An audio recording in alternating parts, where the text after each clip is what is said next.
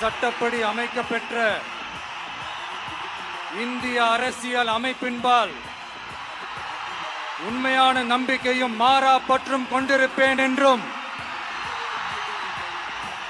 இந்திய நாட்டின் ஒப்பில்லாத முழு முதல் ஆட்சியையும் ஒருமையையும் நிலைநிறுத்துவேன் என்றும் தமிழ்நாட்டு அரசின் முதலமைச்சராக உண்மையாகவும் உளச்சான்றின்படியும் என் கடமைகளை நிறைவேற்றுவேன் என்றும்